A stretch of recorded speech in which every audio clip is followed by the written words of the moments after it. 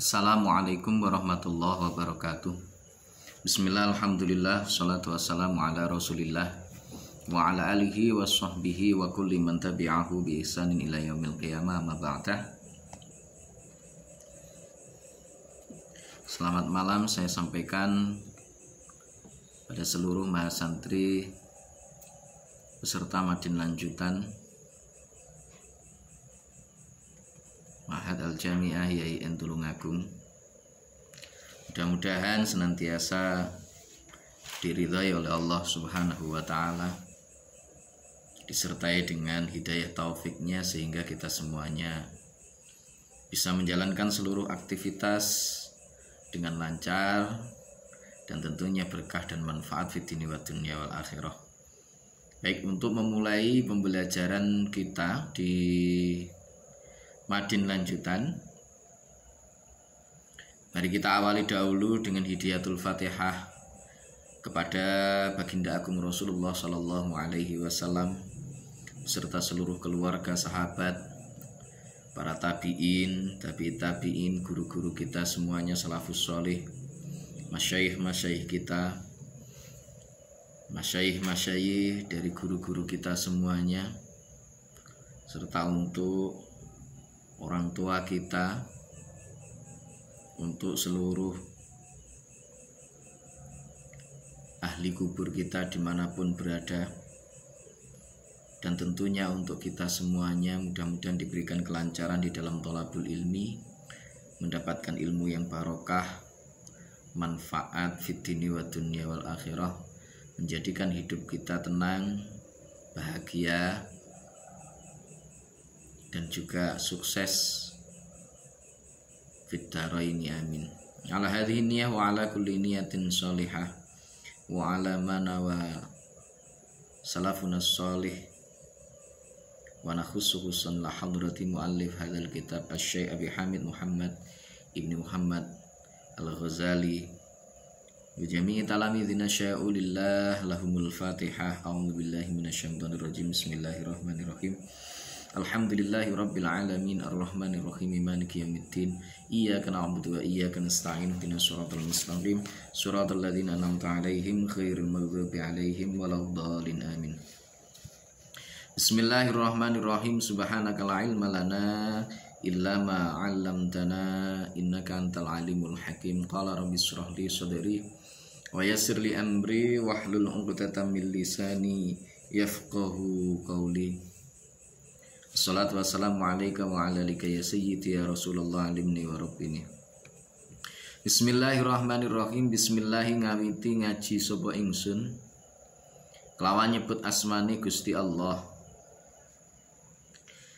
Ar-Rahmani kang moho murah ing dalem donya, Ar-Rahimi tur moho asih ing dalem akhirat bloko. Alhamdulillah wis kabehane puji petang perkara iku lillahi tetep kedue Gusti Allah Rabbil alamin kang mengirani ngalam kabeh. Wal akibatu utawi pungkasan kang bagus iku lil muttaqina tetep kedue wong kang padha takwa kabeh.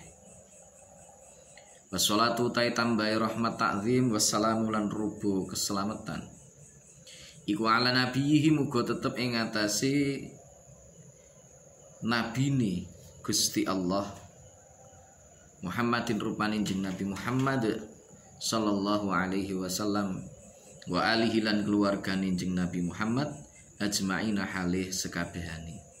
Bismillahirrahmanirrahim. Musannif mengawali untuk naklif mengarang nganggit kitab ini dengan membaca basmalah. Kullu amrin ribalin la yubtada'u bi bismillahirrahmanirrahim fa huwa abtar. Segala sesuatu itu kalau tidak diawali dengan membaca basmalah, dengan membaca bismillah, maka itu akan terputus barokahnya. Karena itulah para ulama salafus sholih senantiasa menganjurkan, membimbing kita semuanya untuk senantiasa membaca basmalah dalam menjalankan seluruh aktivitas kita. Apapun itu bentuknya, kita menuntut ilmu, baik ilmu yang hubungannya dengan ukhrawiyah maupun dunyawiyah, Asalkan kita mulai dengan membaca bismillah, insya Allah di situ akan manfaat dan juga barokah. Manfaat itu artinya an-nafi walladzi yuqarribukum ilallah wa yazidukum taqwakum. Sesuatu yang bermanfaat itu adalah sesuatu yang bisa mendekatkan diri kita kepada Allah, dan semakin hari menambahkan ketakwaan kita kepada Allah Subhanahu wa taala. Itu namanya an-nafi. Adapun barokah itu adalah ziyadatul khair fil ghaib, bertambahnya nilai kebaikan-kebaikan yang itu sifatnya ghaib. Sehingga meskipun mungkin kadang kita menganggap secara lahiriah itu hanya sedikit, tetapi itu mampu mencukupi kita, menenangkan hati kita, menjadikan diri kita orang yang tenang, dan seterusnya dan seterusnya. Karena apa? Ada ziyadatul khair fil ghaib. Bismillah diawali dengan bismillahirrahmanirrahim. Allah itu ismul murtajal. Jadi Allah itu ismul murtajal, nama atau kata yang semenjak dulu kala itu sudah dijadikan sebagai nama, yaitu nama pencipta dari seluruh dunia beserta isinya, pencipta seluruh makhluk ini, mencipta kita semuanya, bangsa jin, bangsa manusia, dan juga bangsa-bangsa yang lain. Semuanya Allah Subhanahu wa ta'ala yang menciptakan. Allah mempunyai sifat Ar-Rahman, Maha Pemurah. Allah itu urusan Rahman, semua dirahmani oleh Allah. Mereka yang iman, taat kepada Allah, mendapatkan kemurahan dari Allah. Mereka yang maksiat, ingkar, yang tidak mau taat kepada Allah Subhanahu wa ta'ala, mereka pun juga dirahmani oleh Allah. Itu urusan Rahman. Jadi selama di dunia ini bukti nyata, banyak orang yang tidak pernah menjamah masjid, musola. Mereka tidak mau sujud di hadapan Allah Subhanahu wa ta'ala.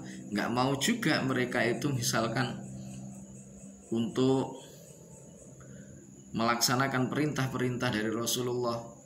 Tapi nyatanya Allah tetap memberikan rezeki kepada mereka. Kenapa demikian? Karena Allah adalah Maha Pemurah. Allah itu Ar-Rahman. Beda dengan Ar-Rahim. Kalau Ar-Rahim itu Allah Maha Pengasih, khusus bagi siapa? Mereka-mereka yang beriman kepada Allah, mereka-mereka yang taat kepada Allah besok di Yaumul Qiyamah. Itu Ar-Rahim. Nah, oleh karena itu diawali dengan bismillahirrahmanirrahim. Semoga ngaji kita ini berkah. Alhamdulillahirabbil alamin, segala puji bagi Allah. Pujian ada 4 macam. Qatim ala qatim, Allah memuji dirinya sendiri. Innani anallahu la ilaha illa ana fa'budni.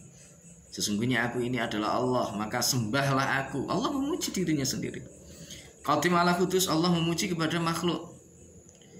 Contohnya, wa innaka la'ala khuluqin adzim, wahai Muhammad, sungguh engkau memiliki akhlak yang mulia. Allah memuji makhluk. Ini miliknya Allah. Khutus ala khutus, makhluk memuji kepada makhluk. Saya memuji Anda, wah sampean itu orangnya kok pinter sekali, kamu kok cantik sekali, kamu kok misalkan, dan lain sebagainya. Pujian-pujian seperti itu sesungguhnya adalah milik Allah. Karena itu maka kita tidak berhak untuk mengakuinya, itu nggak berhak. Yang terakhir, khutus ala qadim, kita memuji kepada Allah. Gusti panjenengan menika zat ingkang maha murah, panjenengan menika zat ingkang maha welas asih wonten ing alam donya, wonten ing akhirat. Mugi panjenengan paring kawelasan dhateng kawula, dan seterusnya dan seterusnya. Nah, ini adalah pujian makhluk kepada Allah. Qadim, khutus ala qadim. Ini semua juga miliknya Allah Subhanahu wa ta'ala. Karena itu sebagai makhluk kita tidak berhak untuk mengakui itu semua. Ketika kita dipuji oleh orang lain, kita tidak boleh merampas haknya Allah Subhanahu wa ta'ala. Karena begitu kita merampas hak-haknya Allah, Allah akan murka kepada kita. Wal akibatu lil muttaqin, akibat yang baik itu adalah bagi mereka yang bertakwa. Mereka-mereka yang taat kepada Allah, mereka yang mengikuti aturan. Orang itu begini.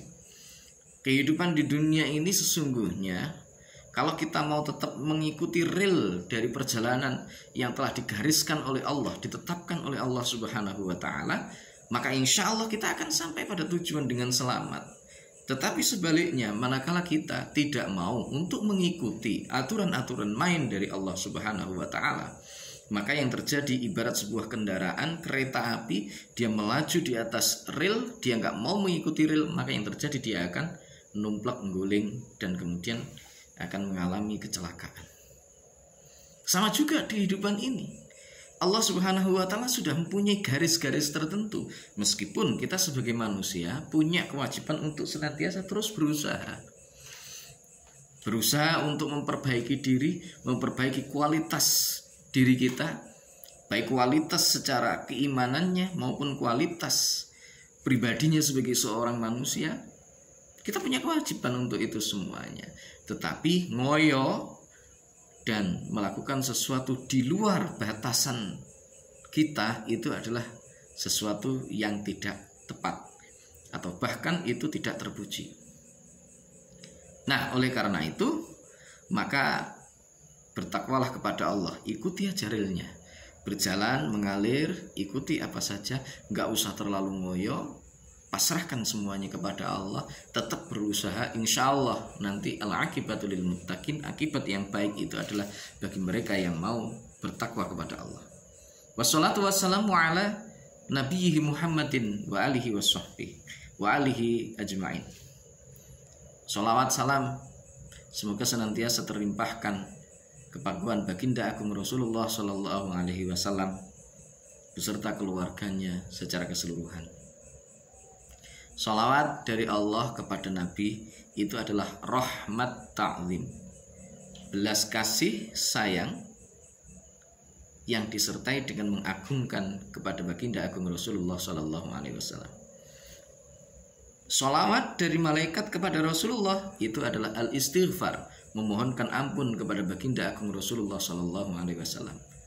Adapun sholawat dari makhluk manusia, dari selain Allah, dari selain Rasulullah, itu adalah ad-du'a. Maka sholawat itu sangat luar biasa, istimewa sekali.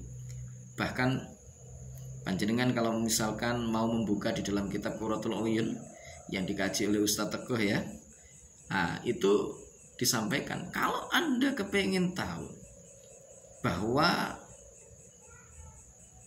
sholawat kepada baginda agung Rasulullah Shallallahu Alaihi Wasallam itu merupakan afdalul ibadah, maka perhatikan perintah untuk membaca sholawat di dalam Al-Quran itu, innallaha wa malaikatahu yusholluna 'alan nabi ya ayyuhalladzina amanu shallu 'alaihi wa sallimu taslima. Ketika Allah Subhanahu wa taala memerintahkan kepada umatnya untuk membaca sholawat kepada baginda agung Rasulullah Shallallahu Alaihi Wasallam, maka Allah dan para malaikat memberikan contoh. Ini satu ibadah yang mungkin berbeda. Kalau Allah merintah kita untuk sholat, Allah tidak mendirikan sholat sebagaimana kita. Allah tidak mencontohkan bagaimana sholat sebagaimana kita sholat. Allah memerintahkan kita puasa, Allah juga tidak berpuasa. Allah memerintahkan kita untuk zakat, maka Allah tidak mencontohkan. Tetapi khusus untuk perintah sholawat kepada baginda agung Rasulullah Sallallahu Alaihi Wasallam, Al-Quran jelas, innallaha wa malaikatahu yusholluna 'alan nabi. Karena itu di dalam kitab Qurratul Uyun disebutkan bahwa kalau Anda ingin tahu bagaimana keutamaan dari membaca sholawat kepada baginda agung Rasulullah Sallallahu Alaihi Wasallam, kajilah, perhatikan benar-benar ayat ini. Yes. I'lam ngawurono sapa sira an-nawahidan ing temen setuhune wong suwiji minatolabati kang saking pira-pira wong kang bibinau, berarti santri, murid, mahasiswa, santri ngono ya. Al-mutaqaddimi kang wis dingin kabeh iku lazama netepi sapa wahid khidmata syaikhi ing lelati syekh al-imami kang dadi imam Zainuddin kang dadi pepayase agama hujjatil islami kang dadi hujjahe agama Islam Abi Hamidin rupane Syekh Abi Hamid Ibni Muhammadin kang dadi anak lanangi Muhammad Al-Ghazali kang bangsa Ghazali qaddasa muga-muga nucaaken sapa Allah Gusti Allah ruhahu ing ruwe Abi Hamid Muhammad ibni Muhammad Al-Ghazali. Washtaghala lan ketungkul sapa wahid bitahsili kelawan ngasilaken ngilmu, bitahsili kelawan ngasilaken ilmu wa qiraatil ilmi lan maca ilmu alaihi ing atase Syekh Abi Hamid ibni Muhammad Al-Ghazali. Hatta jamaah saengga ngumpulaken sapa wahid dako ikal ulumi ing pira-pira lembute pira-pira ilmu. Wastakmalalan nyampurnaaken sapa wahid fadha ilan nafsi ing pira-pira kautamane ati awak. Fadha ilan nafsi ing pira-pira kautamane awak.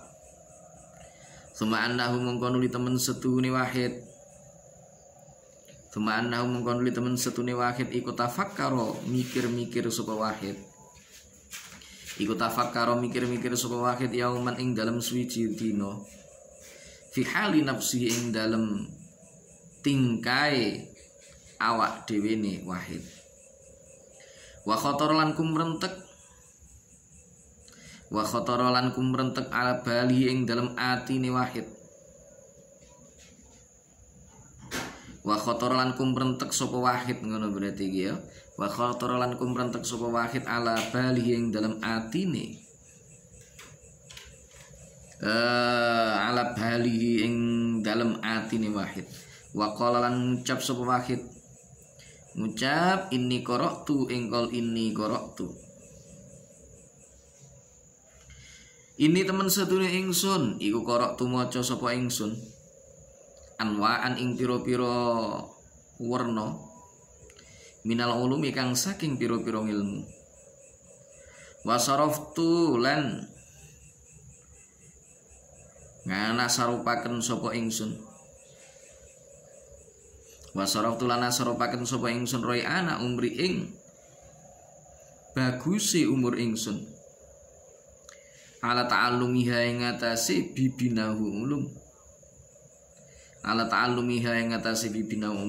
Ulum wa jam'iha lan ngumpulaken ulum. Wal ana lan ing dalem saiki yang bagi sayukjo li keduwene ingsun opaan aklama yento ngerti sapa ingsun. Ayanau iha ing endine warnane ulum iku yang fauni manfaati apa nau ing ingsun ghadan ing dalem besok. Wayu annisuni lan ngaring-ngaringi apa nau ing ingsun fi qabri ing dalem kuburan ingsun. Wa ayyuhalan utawi endindine ulum iku layang fauni ora manfaati apa ayu ing ingsun hatta atrukahu saengga ninggal sapa ingsun ing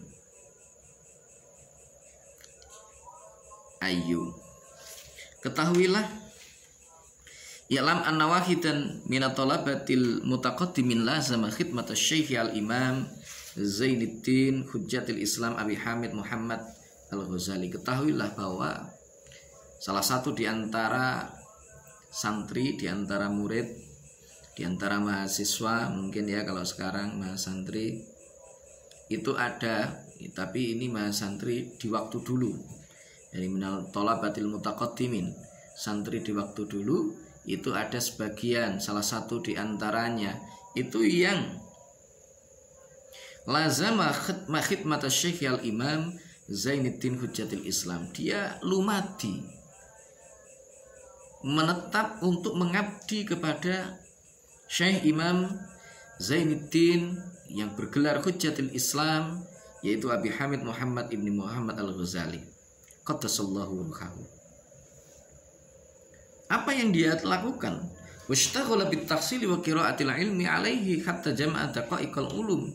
Dia menyibukkan dirinya untuk belajar membaca ilmu-ilmu sehingga dia mampu untuk mengumpulkan seluruh ilmu-ilmu sampai detil, ilmu-ilmu sampai ilmu-ilmu sing lembut.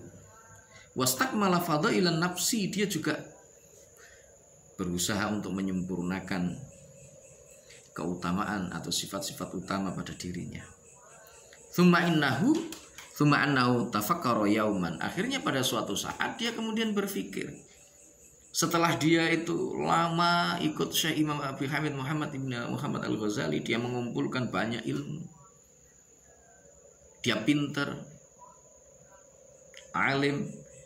Al-Ghazali itu dijuluki Hujjatul Islam, argumentator Islam, karena kecerdasannya sangat luar biasa. Imam Al-Ghazali itu sangat luar biasa. Bahkan konon ketika Imam Al-Ghazali itu sedang ada seminar lah bahasanya kalau sekarang, atau ada majelis ilmi, maka yang datang itu salah sumiati akabirihim, 300 ulama besar itu mereka datang untuk mendengarkan apa yang disampaikan oleh Imam Abi Hamid Muhammad ibn Muhammad Al-Ghazali. Maka bisa dipastikan bahwa sang murid itu telah banyak menimba ilmu dari Syekh Abi Hamid Muhammad Al-Ghazali, karena dia terus khidmah lumati, terus bersama dengan gurunya, manut dengan gurunya, kemanapun gurunya pergi, kemanapun gurunya itu tindakan, itu selalu ikut bersama dia. Maka suatu saat ketika dia sudah terus seperti itu sampai mengumpulkan banyak ilmu pengetahuan, kemudian dia juga berusaha untuk memperbaiki diri. Tiba-tiba suatu saat dia itu berpikir di dalam hatinya, muncul kerentek nek nggone ati nih. Kemudian dia berkata di dalam dirinya, inni qara'tu anwa'an minal ulum wa saraftu rai'ana umri ala ta'allumiha wa jam'iha. Aku ini telah membaca, aku telah mempelajari banyak sekali ilmu pengetahuan. Saya kumpulkan itu. Kemudian saya gunakan sebagian di antara umur saya, rai'ana umri, ya, masa-masa produktif dari umurnya, jadi masa remajanya. Mungkin orang itu kan masa sehat-sehatnya ya remaja sampai usia ya katakanlah 40 tahun, itu sehat-sehatnya wong, biasanya begitu, untuk mempelajari ilmu, mengumpulkannya. Wal'an, sekarang yang bagili an a'lama ayya nau'iha yang fa'uni ghadan wa yu'annisuni fi qabri. Sekarang ini sudah tiba waktunya saya harus tahu mana di antara ilmu-ilmu yang sudah saya kumpulkan, sudah saya pelajari semuanya itu, kira-kira di antara ilmu-ilmu itu, ilmu yang mana itu yang bermanfaat untuk saya besok. Mana di antara ilmu itu yang bisa membuat saya bahagia ketika saya nanti berada di kubur. Mana wa ayyuhuma la yanfa'uni, mana di antara ilmu-ilmu tersebut yang tidak ada manfaatnya, enggak enek paedai untuk diri saya sehingga saya harus meninggalkannya. Muncul itu di dalam diri sang murid itu. Mengapa kok sampai muncul seperti itu? Karena dia teringat sabda dari Rasulullah Sallallahu Alaihi Wasallam. Kama qala kaya oleh dawuh sapa Rasulullah utusane Gusti Allah Sallallahu Alaihi Wasallam. Allahumma a'udzubika, engkol Allahumma a'udzubika, Allahumma duh Gusti Allah, a'udzu nyuwun kebau reksa kula, bika kelawan Tuhan, min ilmin saking ilmu, la yang fa'u kang ora manfaati opo ilmu. Jadi dari sini dia paham bahwa ternyata ada di antara ilmu itu yang tidak bermanfaat. Tidak semuanya ilmu itu bermanfaat, berguna bagi seseorang. Karena itu kadang-kadang kita harus memilah dan memilih, dan sebisa mungkin kita memilih yang bermanfaat dan berguna bagi kita untuk di kemudian hari. Fastamartu mongko netepi sapa ingsun,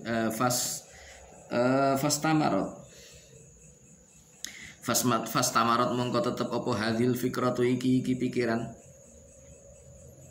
hatta kata bahasa engko nulis sapa Wahid ila hadratis syekhi maring ngarsane syekh Hujjatul Islami rupane syekh Hujjatul Islam Muhammadil Ghazali rupane syekh Muhammad Al-Ghazali rahimahullahu taala istiftaan krono arai amri fatwa wa sa'alahu lan takon utawa nyuwun pirsa sapa Wahid ing Al-Ghazali masaila ing pira-pira masalah wal tamasa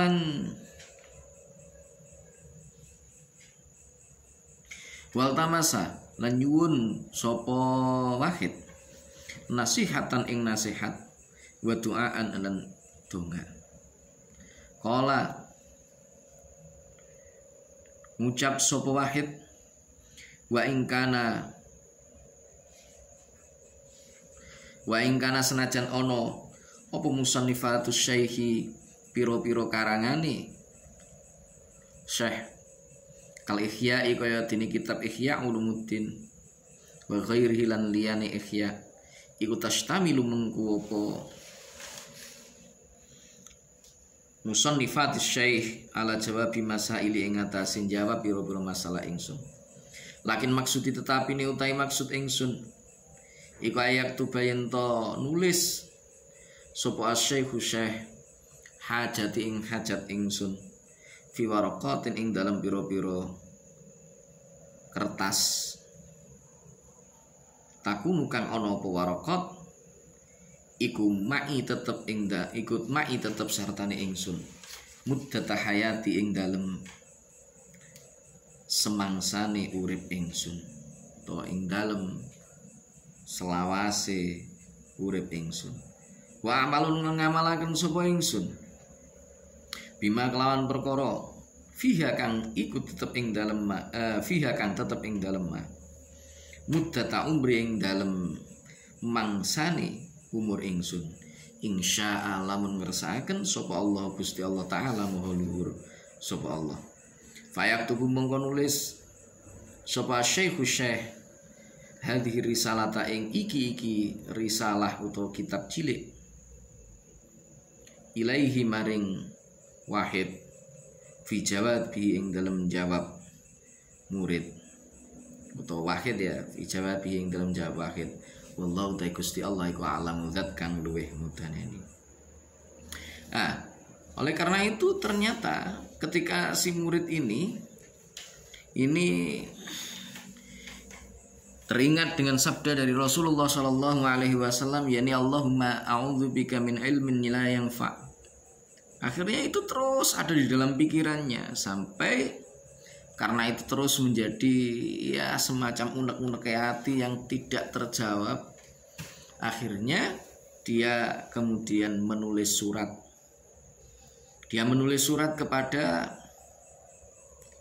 Syekh Abi Hamid Muhammad ibn Muhammad Al-Ghazali untuk meminta fatwa kepada beliau, mohon untuk jawaban atas masalah-masalah yang diajukannya. Meskipun sesungguhnya masalah-masalah itu sudah ada jawabannya di dalam kitab-kitab yang dikarang oleh Syekh Imam Al-Ghazali, karena Al-Ghazali itu ternyata adalah orang yang sangat produktif. Bahkan dalam sebuah literatur saya temukan bahwa Al-Ghazali itu punya karangan buku sebanyak 270-an buku. 270-an buku. Termasuk diantaranya itu adalah kitab yang sangat monumental, terkenal, yaitu kitab Ihya Ulumuddin yang ada 4 jilid itu, yang 4 jilid tebal-tebal itu. Sesungguhnya itu sudah ada jawabannya itu. Tetapi meskipun demikian, si murid ini ternyata dia tetap menginginkan supaya Al-Ghazali itu menuliskan sesuatu atau tulisan untuk dia yang bisa dibawanya sepanjang waktu, untuk diamalkan, untuk dibawa sebagai pedoman mungkin dalam kehidupannya selama hidupnya. Maka untuk memenuhi hal tersebutlah Al-Ghazali kemudian menulis kitab ini, yaitu kitab Ayyuhal Walad. Jadi bahasanya Ayyuhal Walad, duhai anakku. Nah ini karena di situ Al-Ghazali banyak mungkin punya kedekatan emosional yang kuat dengan si muridnya ini, sehingga menganggap dia itu sebagai anaknya sendiri. Dan memang semestinya guru itu ya seperti itu. Guru itu selalu menganggap murid-muridnya itu adalah sebagai anak-anaknya, anak-anak yang tentunya dia sayangi untuk dididik menjadi orang-orang yang berguna, orang-orang yang taat kepada Allah, taat kepada Rasulullah Shallallahu Alaihi Wasallam. Baik, untuk mukadimah saya kira cukup untuk malam hari ini. Mudah-mudahan semuanya diridhai oleh Allah Subhanahu wa Ta'ala, dimudahkan sehingga kita betul-betul menuntut ilmu ini, ngaji bersama kitab Ayyuhal Walad ini betul-betul dijadikan ilmu yang barokah, manfaat fid dunya wa dunya wal akhirah, dihindarkan dari ilmu yang tidak bermanfaat. Terima kasih. Wallahul muwaffiq ila aqwamit thoriq, billahi taufiq wal hidayah. Amin. Rasul sallallahu alaihi wasallam asy-syafa wa tarbiyah wa minal khaus radhiyallahu an an-nadhrah wal barakah wal karamah. Wassalamualaikum warahmatullahi wabarakatuh.